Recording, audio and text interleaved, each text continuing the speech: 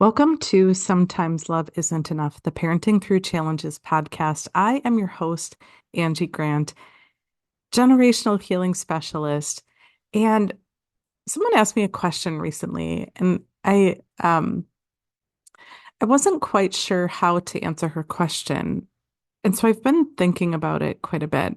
And so I wanted to just walk that through here with you. Her question was, how old do kids need to be when we start teaching them about human design?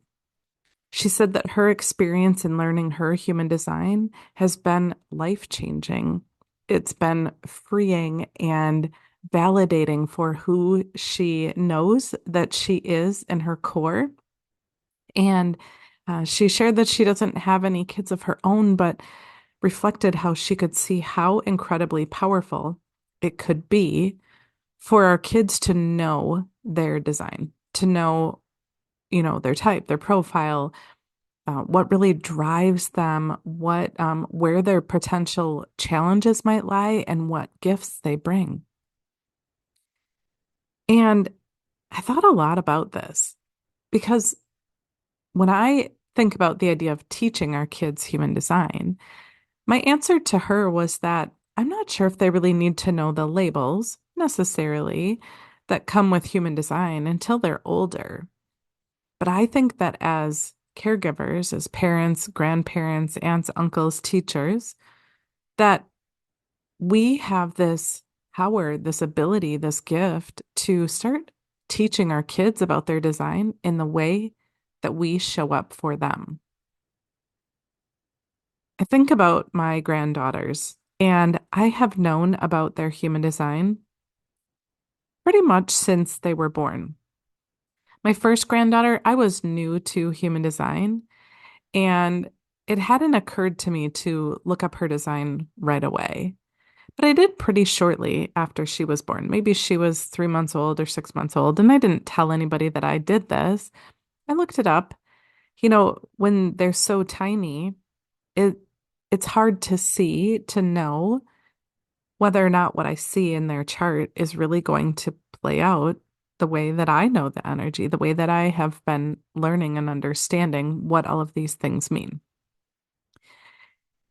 And when she was probably, I don't know, 1.5 or 2, I shared with her parents and with other important people in our life about what her design was.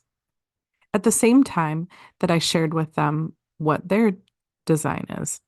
I actually did it I created these, which I had learned from my mentor, but I created these images about, and I just stuck with type. So they're about how to love a generator, how to love a manifesting generator, how to love a projector. Those are the three types here in our home.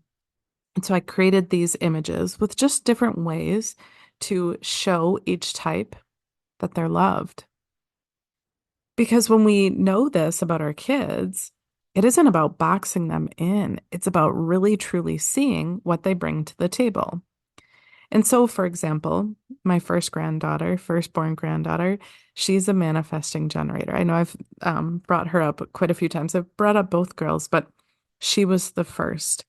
And in knowing what her manifesting generator type has the power to, she has this beautiful ability to create and be creative, and she's so fast. And me knowing this about her gives me the power to change the words that I use with her. It gives me the power to see her differently instead of trying to correct her behavior or rein in the things that she's doing.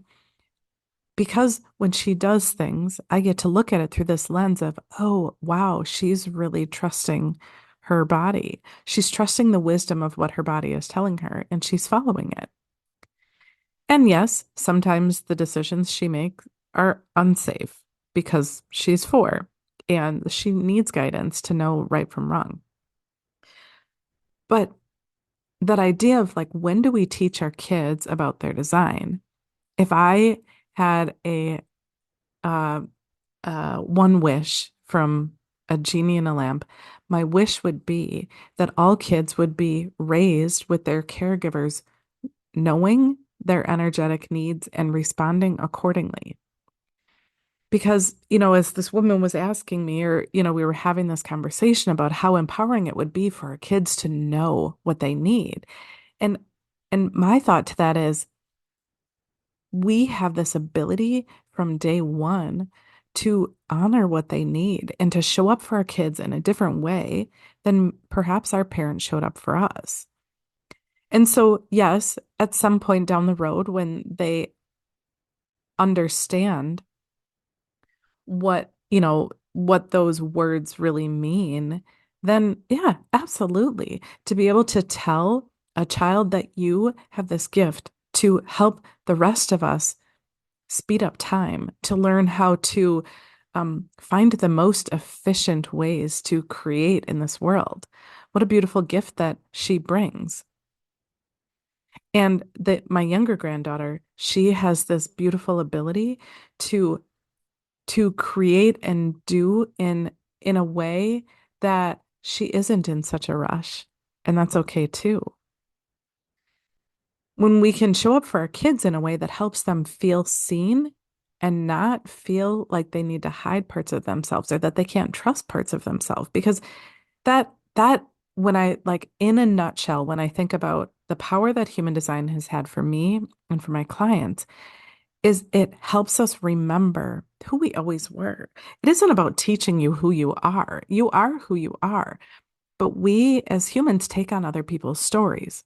And it isn't just the traumas, it's also the feedback that our parents give us about being too shy or, you know, being too fast or being too impulsive or um, being too much of a daydreamer or, being such a social butterfly, right?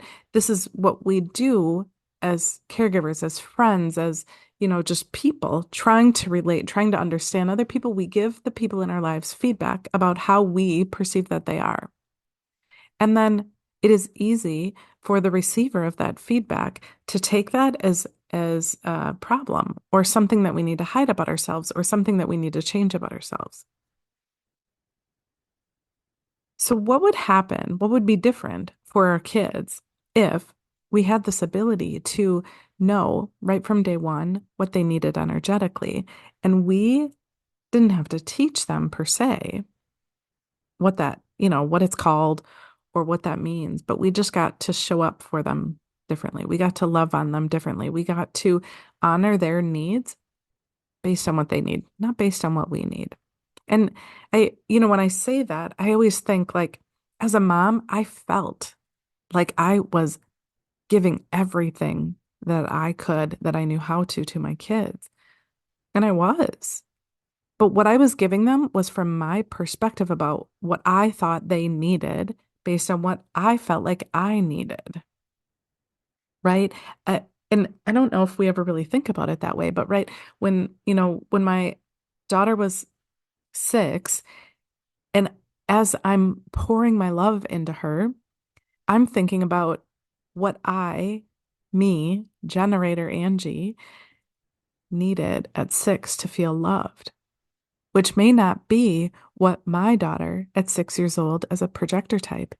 It may not have been the way that she needed to be loved. I mean, I know that my kids felt love for me. I know that they know how much I love them.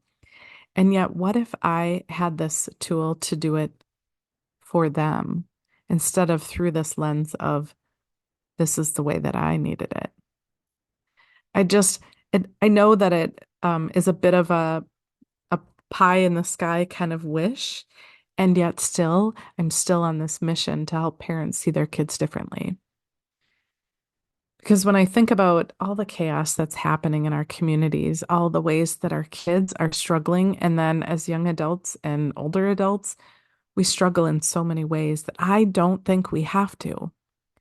I think that if we didn't have this disconnect between what our body knows, our bodies are incredibly wise, and our mind is full of outside junk and fluff and ideas. And our body knows that there's this disconnect between the way that we are being, for many of us, and the way that our body knows that we are designed to be. the way that our body knows that we're energetically built.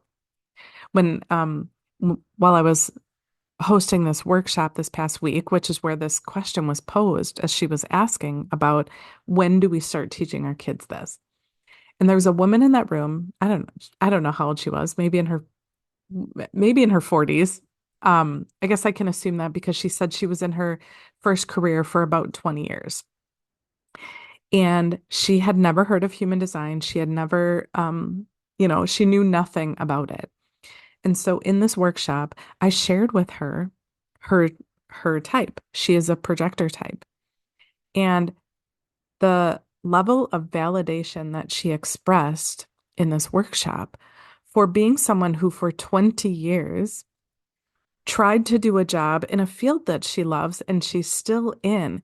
But she said, for 20 years, I felt like I never fit in the box. She kept trying to be somebody's employee. She kept trying to do the 9 to 5 job thing. And she said it never felt right. And then she said, I do things to basically like, she said it wasn't like I was misbehaving to get fired, but she said, I do things to create this space where it just wouldn't work there for me anymore. And she said in the more recently, she's been doing her role in her own way. And she said it feels so freeing and aligned. And it is what her soul has needed all along. And I said, absolutely. That is a projector in a nutshell, is being able to follow your own flow of energy, which is not consistent. And she said she never she never knew why she couldn't just do it the way that everybody else was doing it. And, to be able to share with her how incredibly unique she is, and that when she honors her energetic needs, her gifts really shine. And that doesn't mean that she wasn't fabulous at her job before, but when she was in this constant cycle of burnout because she didn't know energetically what she needed and she kept feeling like she didn't fit the mold, that that wears on us as humans.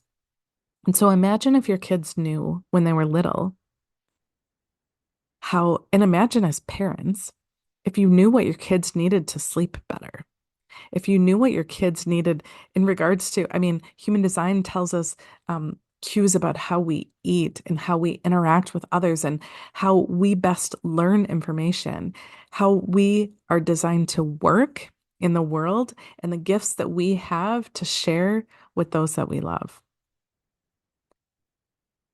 So, this is what I want to leave with you. It's just a less practical thing than sometimes I leave you with, but to be thinking about what would be different if parents knew their kids' energetic design right out of the womb. How would things be different? Because it's up to us, you know, in some of the programs that I'm in, we talk a lot about manifesting. And while manifesting can seem kind of woo-woo, here's what I think about manifesting is that when we can only see what's happening right in front of us, and we see that there's struggle and things aren't going the way that we want them to, we keep that ball rolling in the same direction. Versus when we take time to take a step back and imagine what else is possible. Imagine things that seem unfeasible right now.